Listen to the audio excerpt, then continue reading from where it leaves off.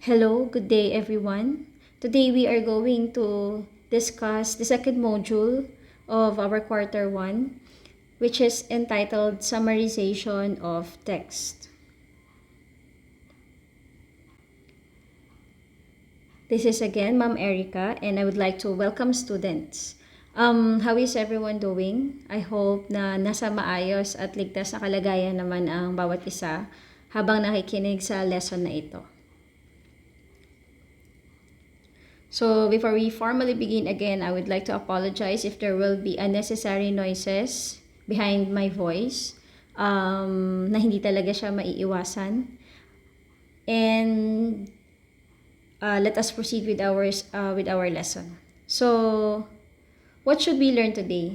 Let me present to you first your objective for this lesson, which is to use various techniques in summarizing a variety of academic texts. Let us imagine you watching a movie. You happen to watch a great movie. Tuwan-tuwa ka, very happy ka, nagandang-ganda ka dun sa movie.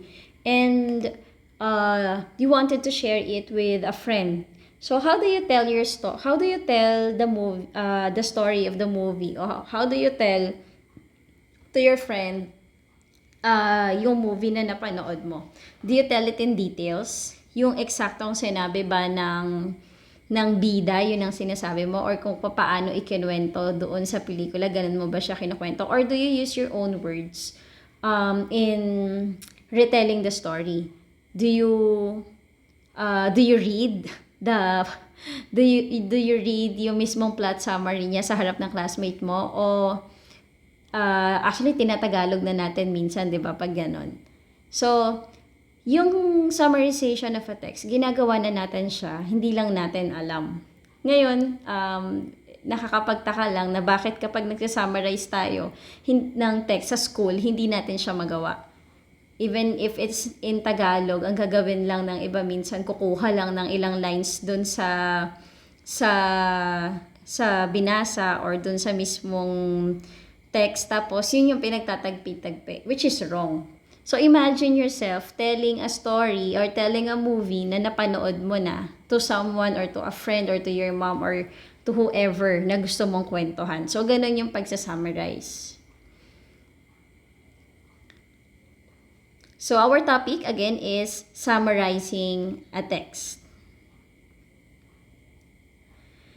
So, I would like again to excuse myself from code switching kung nagtatagalog man ako. Again, this video is really intended para dun sa nahihirapan sa module natin na pure English kasi.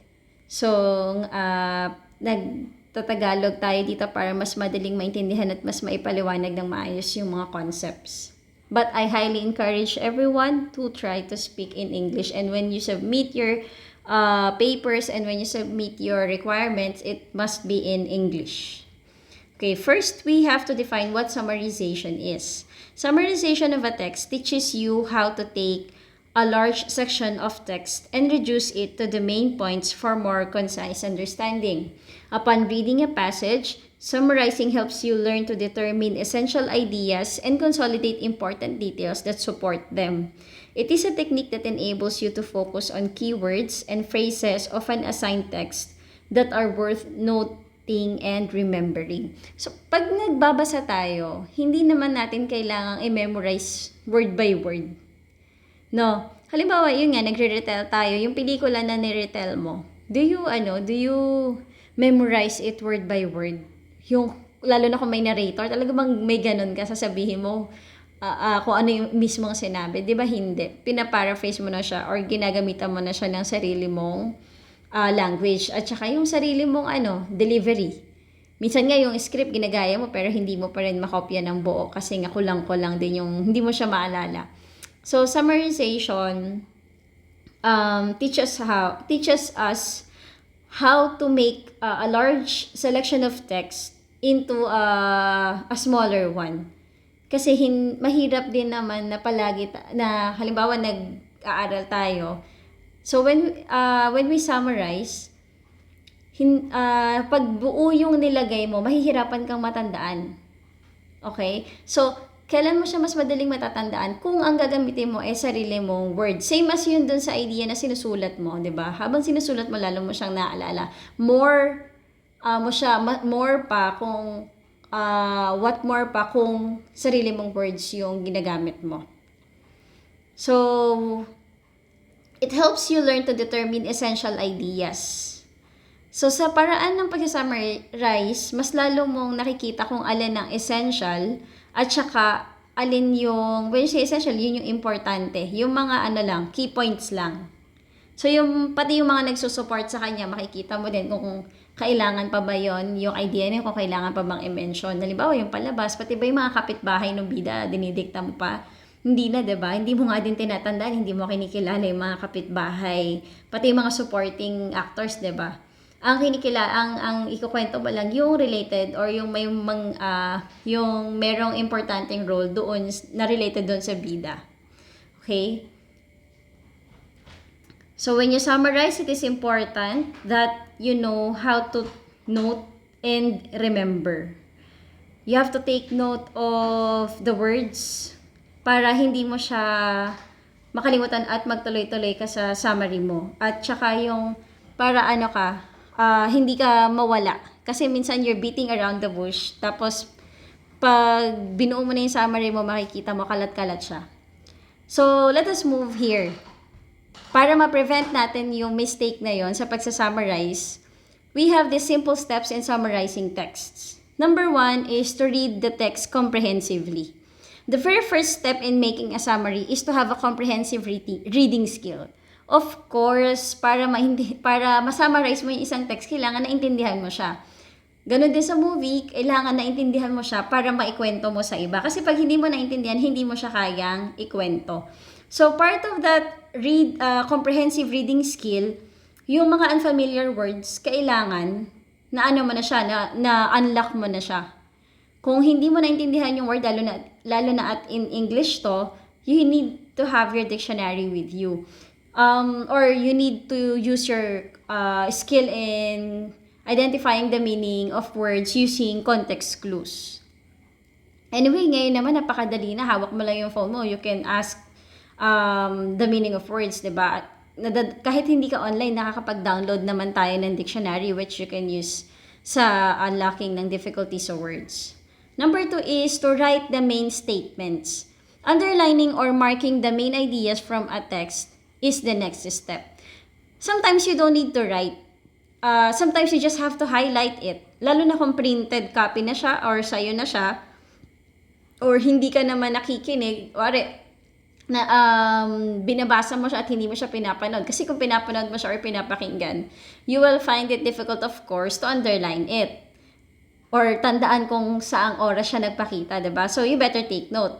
But if you are reading and it is your own copy naman, you can highlight it instead. And even yung mga words na hindi mo alam, pwede mo siyang sulatan sa gilid. We call it annotations.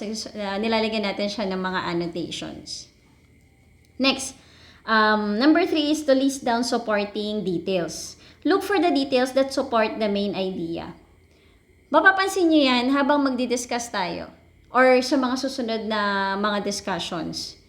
In every selection that you will read or in every text that you will read, lalo na hindi siya story, yung academic text, there will always be a thesis statement. Now, that thesis statement will always be supported by 2 to 3 claims. Meron siyang supporting ideas. Ngayon, pag nakita niyo yung supporting ideas na yon, nandun yun madalas sa kauna-unahang sentence sa mga paragraph na sumusunod. Mapapansin niyo siya. Yun yung details na magsusupport doon sa sinabi mo sa thesis statement mo. So, ngayon, medyo malabo pa yung mga sinasabi ko. But later on, sana mas maging malinaw. Kasi I will give examples. Okay, number 4 is you create a summary. Prepare the first draft of the summary. So, kung halimbawa natapos mo na i-take note yung thesis statement mo, natapos mo na i-take note yung mga important idea na highlight mo na, pwede mo na siyang pagsama-samahin or you can make an outline, you can make a graphic organizer or pwedeng nakasulat lang siya doon basta ikaw ang nakakaalam. So, gagawa ka na ng draft. When you make a draft, pagdudugtong-dugtongin mo na yung mga isinulat mo. You are going to use sentences na ilalagay mo na siya sa sentence, lalagyan mo na siya ng mga conjunction, hanggang sa magkadugtong-dugtong na siya. Later on, mas makikita nyo siya kung paano siya gagawin. Kasi, I will give you techniques on how to summarize. Number 5, adjust summary as needed. So, syempre, we have to omit or add any piece of information that is appropriate for making the summary. Later on kasi, kapag gumagawa ka ng summary, marirealize mo na hindi mo naman pala kailangang ilagay yun. And summary is just a brief na laman nung binasa mo. Hindi siya kailangan kasing haba nung binasa mo. Kaya, yung iba talaga ang ginagawa lang, dahil sabi nga brief, kaya maikli. Ang ginagawa lang, kukunin lang yung unang sentence, tapos kukunin din yung exact na sentence nasa gitna, yung naka-sandwich, tapos susunod kukunin din yung nasa conclusion, which is really, really wrong. Kasi you are not using your own words. So when you summarize, you really have to use your own words to show na naintindihan mo yung binasa mo. Now, let's look at these examples. Okay, so we have 2 examples here. The one on the left is made with so much underlines. Marami siyang underlines, tapos may mga notes siya sa gilid. Okay, meron dong important in order for inventors to do their job. Wait, let me point it. Kasi pag pinoint ko, makikita yung ilalim eh. Hindi pala. Okay, sige. So, meron siya nitong mga to. Pwede kang maglagay yan kasi nga, it will help you to really understand what you are reading. Ito pa. Ayan, nakita na naman yung ilalim. So, hindi niya alam yung ibig sabihin ng thermodynamics. Ilagay niya yung meaning. Next, this one. So, kung hindi mo kaya mag-underline, kung ayaw mo, you can highlight and use different highlighters. Sa technology natin ngayon, sa tablets, nagagawa na yan. Pwede ka na mag-highlight talaga. Nakakapag-highlight ka na, di ba? Napaka-advanced ng technology natin. But if you cannot do it, sa hard copies nyo, pwede kayong mag-highlight. Okay? So, yan sana yung ine-expect ko na makikita kapag gumagawa kayo or nagbabasa kayo ng mga text. Kasi in that way talaga, mas maiintindihan siya. This skill is very essential, lalo na sa college nyo. You really should know how to summarize texts. Kasi mas madali nyo siyang maiintindihan kapag na-summarize nyo siya. Lalo na pag nagre-review kayo. Say, meron kayong 10 pages na reviewer, nakasama sa re-reviewin nyo. Tapos, lahat ba yung babasahin mo? So, ang gagawin mo lang, kung meron kang 10 set na tigta 10 pages, isa-summarize mo each. Para mas matandaan mo siya. Okay. So, I told you before that I will teach you some techniques in summarizing text. So, this lady here is named Chris Bales. She is a long-time homeschool parent since 2009. Isipin niyo siguro, parent lang siya, homeschooling pa. Kaya, bakit siya yung ginamit ko na source? Ito yung pinag-uusapan natin sa last meeting natin na in the internet, you will find many sources or many information available, but you just really have to know which one is credible or which one can be used to support what you are talking about. So in my case, I am trying to give you techniques that we can use in summarizing text. So how did I validate this? It says here that since 2009, she has reviewed homeschool curricula for providers like Alpha, Omega, Apologia, and All About Learning Press. So, ibig sabihin, may expertise siya sa part na to na sinasuggest niya itong summarizing texts. May expertise siya and she belongs sa academe kahit pa paano. So, nandyan naman sa dulo nitong slides, nakalagay doon yung reference. So, anytime pwede nyo siyang hanapin. Asan na ba yun? Okay. So, si Chris Bales ay isang education expert. Kaya natin siya ginamit as a source. Well, if you browse pa rin naman sa internet, marami pa rin kayo makikitang summarizing techniques na pwede nyong i-adapt or pwede nyong gamitin. Hindi naman ganun ka-strict eh. Basta nasa inyo kung paano nyo isa-summarize, nyo siya, discardin nyo yun. Kaya lang, syempre, Ano ba ang objective natin sa pag-summarize? Kailangan nandun lahat yung main points nyo. Nandun yung mga key points na hindi dapat mawala yung mga main idea. Okay, so the first technique that she has taught us is the somebody wanted but so then technique. Di ba ang gulo ng pangalan? That is because yung somebody wanted but so then, those are the keywords that you are going to fill in when you make the summary. So who is somebody? What do we mean by somebody? It is the it is who is the story about. So sa tao siya. Tungkol siya dun sa tao, tungkol kanino yung story. Wanted. What does the main character want? Anong gusto ng character? Ito this is very basic. So pag nasagutan mo lahat to kasi, itong mga question na to, wait, pakita na naman siya. Natatakpan kasi yung nasa baba. Pag nasagutan mo lahat, itong questions na to, makakabuo ka na eh. So, dito tayo sa but.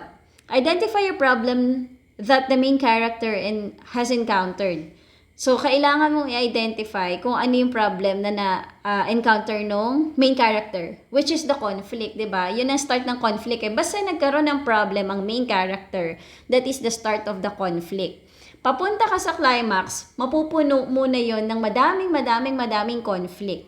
Hindi nyo napapansin doon sa mga pinapanood nyo na teleserye.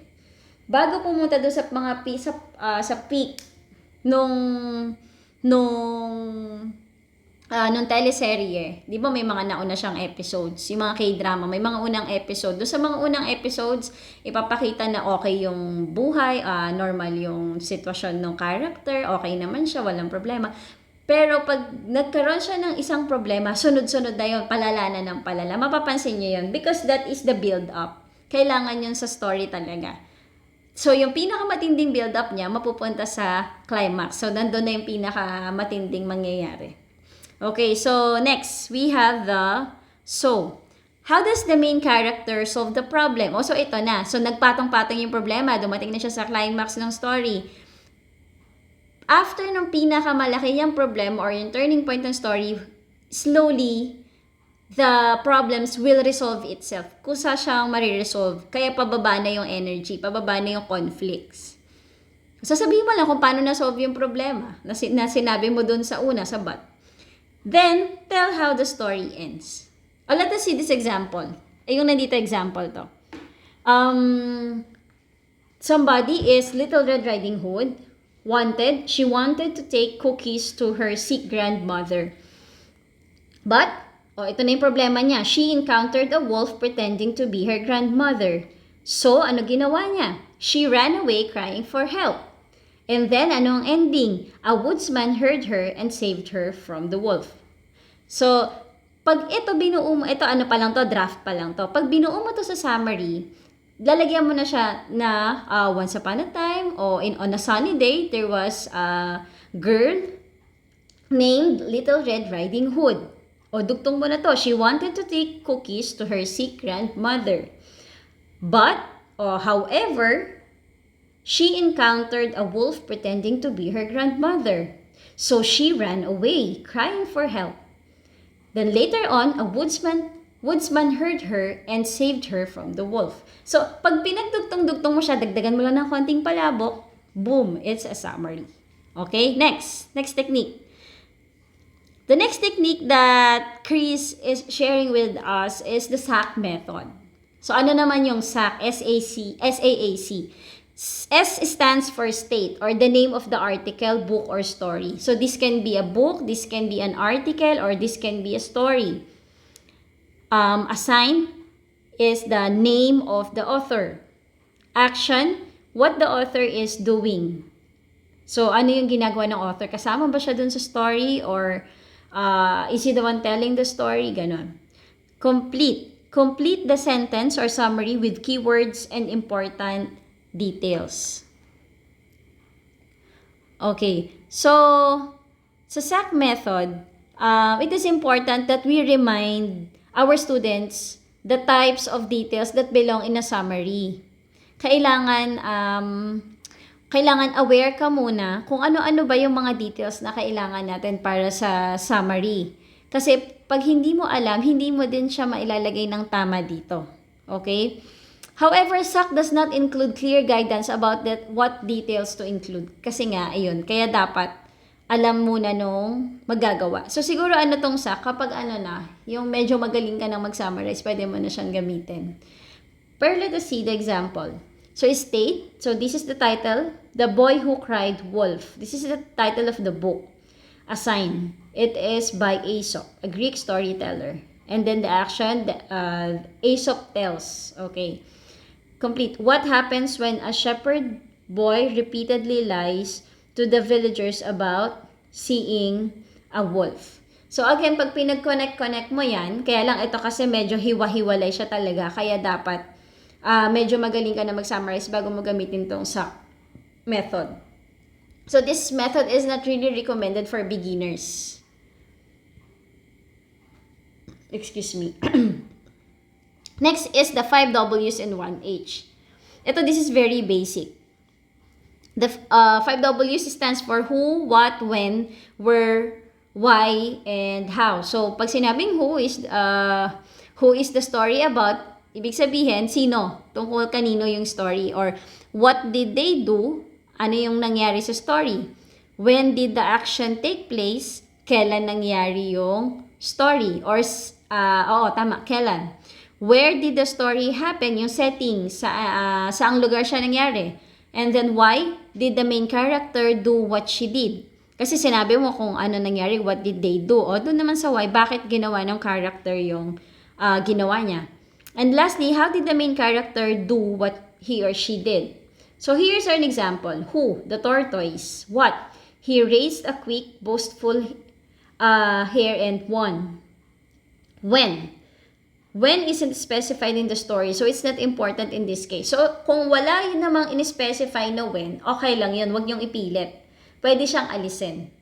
So, saan? Where? An old country road. Why? The tortoise was tired of hearing the hare boast about his speed. How? The tortoise kept up his slow but steady pace. Parang si Pagong at saka si Conejo. O, yun siya. So, pag ginawa mo itong summary, pag sasama-samahin mo lang ulit sila, write it in a paragraph form, then you have your summary. I think this is the last technique that she's sharing with us. The name of the technique is first, then, and finally. So, it is simply, hindi, second to the last to. It is simply first, what happened first. Include the main character and the main event action. So, ikukwento mo lang, ano yung una nangyari? Sino yun nandun? Kaya masasama mo na din yung character kasi ikukwento mo eh. Then, what key details took place during the event or action? Ito yung ginagawa natin pag nag-share tayo ng story. Then, halimbawa yung napanood natin na movie, ganito din halos, or K-drama na nagustuhan natin. Ganito din halos yung ginagawa natin. First, then, at saka finally. Then, sa dulo, ano ilalagay mo? What were the results of the event or action? Ano nangyari sa ending? Nagkatuluyan ba sila? Namatay ba sila? Naghiwalay ba sila? Ganon. Nakuha niya ba yung mana? So, yung kinakwentuhan mo, magkaka-interest siya, and then maybe she would want to watch it by herself, yung palabas, or pwede ding hindi siya magka-interest. And the last technique that she wanted to share with us is give me the gist. When someone asks for the gist of a story, they want to know what the story is about. In other words, they want a summary, not a retelling of every detail. Ito din yun. Ito din yung sinasabi ko. To introduce a gist method, it is like giving a friend the gist of a story. So, halimbawa, meron kang panonood na K-drama. Ano ba yan? What's Wrong with Secretary Kim? I don't know if you have watched that. Pero ako napanood ko siya.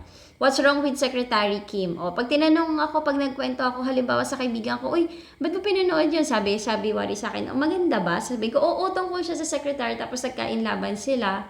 Ayun, ganun. Tapos nagkatuluyan din sila. So, gist. Pero hindi ko kailangan i-detalye kung sino-sino sila dahil hindi ko rin naman maaalala at hindi ko matatandaan kung ano yung mga pangalan at real names nila, diba? Hindi mo kailangan gawin. You don't need to go to every detail. You just have to tell yung para gist ng story tungkol saan, ano nangyari, ano lang, basic lang yung parang Isa-isang sentence lang, ganun. Ganun lang siya ka-brief. So, still, that is summarizing pa rin.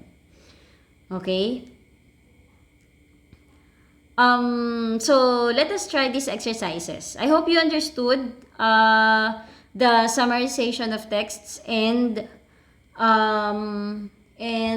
the techniques that you could use in summarizing texts.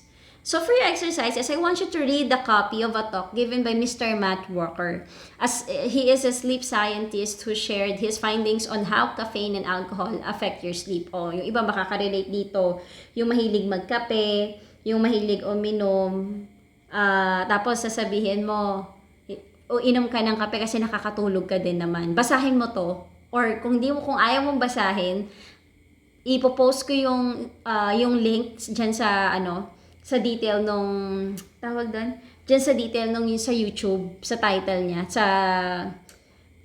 description box, ayun. Ipopost ko doon, click mo lang yung link, dadaling ka na sa TED Talks. Okay? This is very informative, dear students, kasi akala natin nakakatulog tayo ng maayos when we drink coffee or alcohol. But I am telling you now, hindi. O, diba? Meron, yun, may gist na kayo, parang may summary na yung sinasabi ko. Ganun yun. Pero I won't tell you all the details kasi I want you to read. Okay? So, paano natin siya gagawin? I don't have to read this. Hindi ko na siya babasahin sa inyo. Instead, i-pause nyo na lang siya habang binabasa nyo. So, in-next ko na lang siya ng in-next. Okay?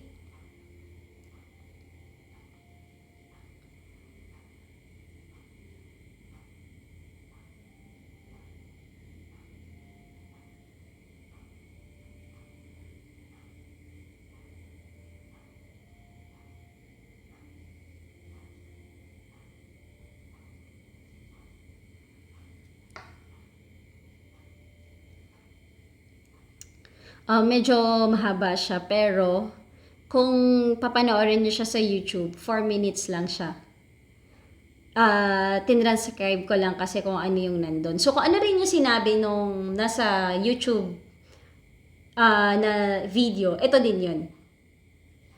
Kaya lang mamili na lang kayo kung gusto nyo basahin. Kaya ako naglagay ng copy dito. This is for those na nagtitipid sa data. Pwede nyo na lang siyang basahin dito. But if you have the resources, go. Pwede nyo siyang panoorin. So after reading the copy of the talk, try to put 5 concepts that you got from the speech, or 5 concepts that you've learned from the speech. So I am expecting that you are done. So ngayon, magbibigay lang ako ng mga possible answer or suggested answer. If you got 1 of these or 2 or 3 of these, you're doing good, ibig sabihin. Pero kung medyo malalayo yung nakuha mo, ibig sabihin, you were not or malalayo dito sa ibibigay ko, ibig sabihin, you were not able to get the important ideas or the important information. Okay? So, kasi itong mga suggested answers ko, ito na yung pinaka mga important points nung talk. The first one is, alcohol and coffee affects our sleep. Nandun yun, sinabi yun. But, hindi ko talaga nilagay yung exact words na sinabi niya. So, dapat yung summary nyo or yung notes nyo dyan, hindi dapat yung mismong sinabi niya. It must be based on how you understood it. Parang kapareho siya ng assessment nyo doon sa huli, yung sa language ba, yung language used, ganun. Next, aside from keeping us awake, the caffeine or half of it is still in our body for up to 5 to 6 hours after we drank it. So ito yung sinasabi niya kanina, yung half-life, kung nakikinig kayo dun sa video. Pero hindi ko ginamit nga yung word na half-life Kasi, yung half-life kasi siya, parang medyo technical siya na term. So, kung yung tao na hindi nanood ng video, baka hindi niya maintindihan. Or kung hindi siya scientist or kung hindi siya nag-aaral ng science, hindi niya alam yung word or yung meaning ng word na half-life. Kaya, iniba ko dun sa way na mas madaling maiintindihan. Okay? Next. Even if we can still fall asleep after taking a cup of coffee, we are still affected by the caffeine since it lessens our deep, non-rapid eye movement sleep of the part where, or the part where we dream. So, That statement is not directly stated, pero iniba ko kasi, pero iyan din yung nandun sa binasa niyo or do sa pinakinggan nyo. Okay, so piniprevent daw or dinidecrease daw ng caffeine yung rapid eye movement sleep natin. Or yung part na nagdi-dream tayo. Sabi niya dun, 'di ba, yung kaya minsan feeling mo kahit natulog ka, parang sobrang pagod mo pa din. Sabi niya kung nagko-coffee ka, malaki yung, or kung nag-coke, 'di ba? Yung iba may caffeine din kasi yung coke eh. Kung umiinom ka ng mga ganon bago matulog, talagang mahihirapan ka. So what are the other concepts that we can suggest? Many people have misconceptions about alcohol is helping them sleep. Totoo 'yon kasi yung iba, bakit ka naglalasing para makatulog? O 'di ba? Sinabi niya din doon 'yon. But ano ang totoo? Alcohol is a kind of sedative, and getting sedated and sleeping naturally are two different things. Inexplain niya 'yon na yung sedation at saka yung pagtulog ng normal are two different things.